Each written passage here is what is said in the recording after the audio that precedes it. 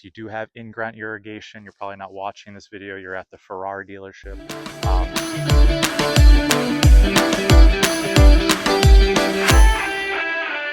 So I'm here with Marty, the namesake of the Lawn Lab, and I'm checking out this year's project lawn. But before any type of decision is made on your yard, I highly suggest the first thing you do is give it a mow, and that'll give you a good sense of where your yard is really at. You come out, you haven't cut the grass in a while, it looks ragged, you get really down on yourself, give it a mow and then evaluate it. I've got a prime example here. This is a rut from one of the tree felling trucks that drove into the yard, and this is the kind of project that you have to get done, and you have to sacrifice the yard because a tree fall on your house is way worse than making sure that you have a nice stand of turf. In addition to that, this side of the yard just didn't fare as well over the summer than the more shaded kind of denser growth side of the yard, and that's okay. We still have some seedlings, we still have some growth.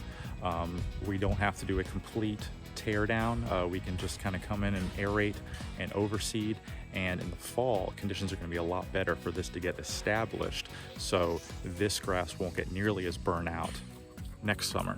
We have the driveway side of the house. When we started this project, there was a lot of undesirable grass that was already growing over here. It looked okay, but it just hasn't fared well. The seed that we put down didn't really establish, again because we picked up the irrigation.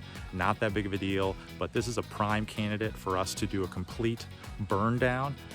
So I haven't mowed this part of the yard because I'm going to spray some glyphosate. Another tip before you put anything down that needs to be absorbed by your grass: do not mow beforehand or after. I would give about at least 2 days before spraying and 2 days after spraying. Do not mow the yard. The grass needs to be actively growing. Weeds, whatever you're trying to treat, needs to be actively growing. And if you mow, it's going to shock your grass, and it will not be able to translocate, absorb, and let the chemical move through itself. So avoid mowing before and after spraying. Now, with all jokes aside about Marty being here on the property with me, and I'm about to spray this side of the yard, he is going to go inside. We are not going to have him exposed to any of this at all. If you are mixing, spraying, doing anything with pesticides, make sure people who are not a part of the job, who are not wearing proper PPE, are not exposed to that, and also mind those re-entry intervals. He's walking around right now. I have not sprayed yet, but trust me, he will not be anywhere near this product when it goes down, or well after the job is done. We have 1.5 gallons of a glyphosate solution, Agricel Glyphosate Pro 41% mixed up at 3 ounces per gallon. I'll be spraying on this area here. I've got my long sleeve shirt, I've got my boots, gloves that I will be wearing. Non-PPE'd individuals and or canines are not in the vicinity, and they won't be. Last 2 tips: I have this marked blue. Wherever I see blue, that is what I'm going to kill. So if I don't paint it blue, I'm not going to kill it. And I will also be walking backwards. It's just a way for me to make sure that the glyphosate doesn't get on my boots while I'm still on the property, in case I need to walk anywhere. Just a good idea in case you're trying to do this yourself, or if you're around parts of a yard or maybe a neighbor's yard that you don't want to affect. A lot of this is going to bounce back. We are just now on the cusp of getting cooler temperatures and a little bit more consistent rain. This is looking really good for a spring seeding project that basically was just put down in April and then kind of left to its own devices. Next steps moving forward are, when this dies, we're going to scalp it, and then we are going to aerate it, and then we are also going to scalp and aerate the growing part of the yard, and we are going to overseed the entire property again. With the grass that we already have and the cooler temperatures and a good plan of attack for irrigation on the way, we are definitely going to set ourselves up for a great renovation and then success next spring. So rather than putting down seed in the spring, we're going to put down a pre-emergent. So a lot of these weeds that we are seeing, we're not going to be having an issue with them next year. And what that'll do, that'll allow the grass to come in even more, and we'll be able to push it rather than having to nurse it through the summer. Gears loaded up, weather looks good, copyright-free music has been chosen. Let's go renovate a yard.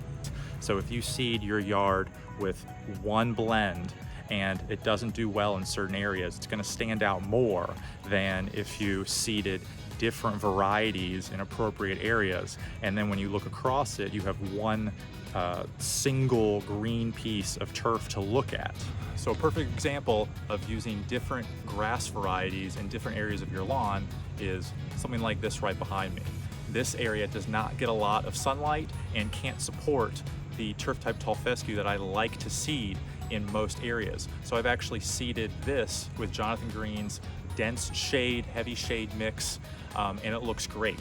So you can't really tell that big of a difference between my turf type tall fescue over here and my dense shade here, which has fescue in it, but also has things like perennial rye, creeping fescue, red chewing fescue, things like that.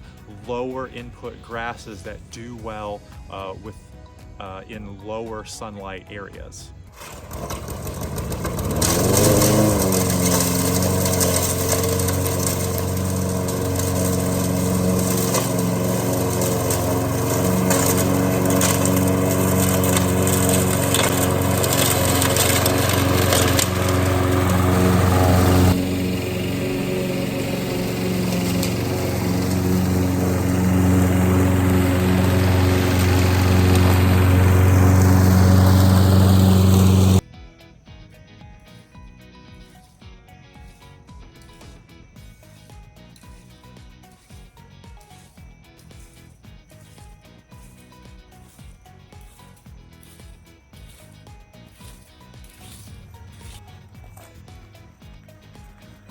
What did I use to kill this grass? Link is in the description below.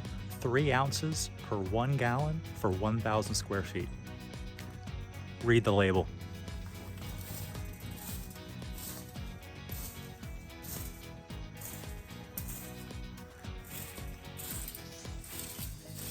You're doing a lawn aeration and you need to fill holes, and you're also going to be seeding and aerating.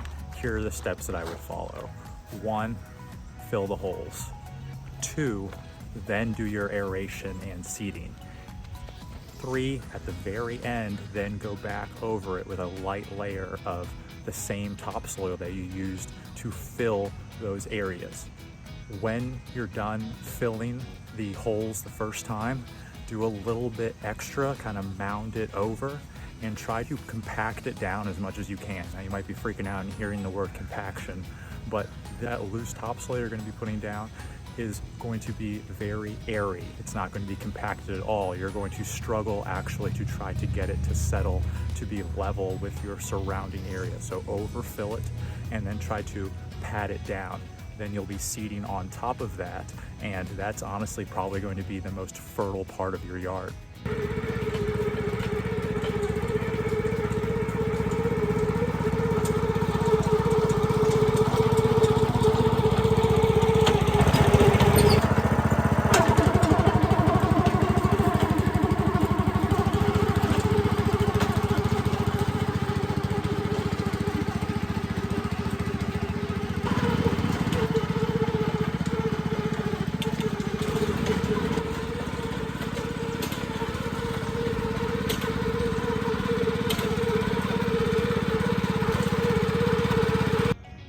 Do you need to rake up the plugs after aerating? Absolutely not. Just let them disintegrate.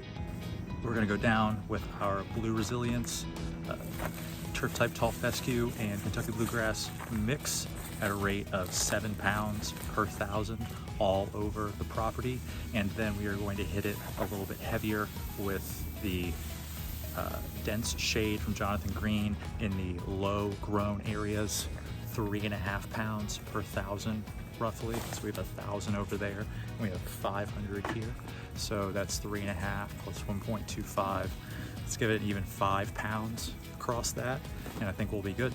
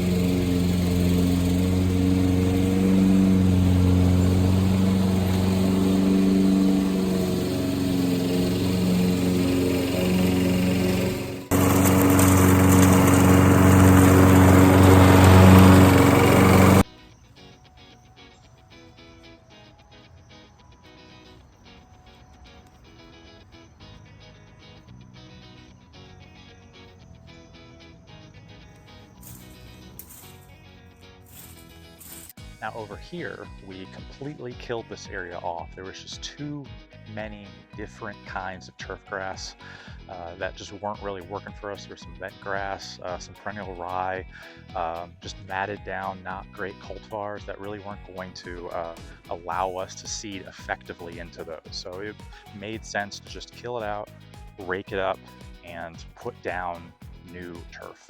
And this did very well. We got 0 rain from October 1st to October 31st. So everything you see was possible through irrigation. And I'm extremely happy with these results. One thing to pay special attention to is this area right here. It is at the base of the side yard here. And what is growing here in these little clumps is the seeded turf grass, but in the aeration holes that I made when I came through and aerated this yard back in September. And these are the only areas that grew, and that is because those little holes act as planters and they accumulate water and moisture, and it stays there and it allows the seed that access to moisture that it needs. Now, over time, with a certain cultivar that you might be seeding, this will propagate and spread given correct cultural practices and water, sunlight, those things. But this wouldn't be possible without aerating. So if you were debating a lawn renovation in your future and you're wondering if aerating is essential, it may not necessarily be needed to alleviate soil compaction. This soil is still very hard and it will need some time to loosen up and to fill in those holes. But this is another benefit to aerating when you renovate your lawn. Well, that is it, ladies and gentlemen, for this mow today, and I think for this playlist. Going to mow it as it needs it, keep the leaves off of it. That'll take a few more times probably. It's been such a challenging year. We had the heat dome, whatever that is, in June. Then the standard insane heat and humidity from July and August that we get in the transition zone, extending through September. Tons of disease pressure. And then no rain from basically Labor Day. We had that stretch of 11 days of rain with the hurricane, which is also not good. And then another 6 weeks without any rain. It has just been incredibly difficult. If you don't have in-ground irrigation, then you probably really struggled getting water to where you needed it. If you do have in-ground irrigation, you're probably not watching this video, you're at the Ferrari dealership. So I just want to say that if this is your first time doing a yard renovation, if you followed these steps, maybe you didn't get the results that you wanted. This was, expert level difficulty this year. This was really tough. Definitely is a hobby or a undertaking that is dependent on a lot of factors that you don't necessarily control, but it also accumulates. So the areas that did fill in, they are going to be bright spots in your yard next season. You're not going to have to pay as much attention to those. But try to keep your head up. Treat every square foot of yard the same. Do the best you can, and I promise you that it is a marathon, not a sprint. All of this effort will come back and help you in the future. So with that said, thank you very much for watching this playlist. Please stay tuned for my 2025 Project Yard playlist. And I'm JJ. This has been the Lawn Lab.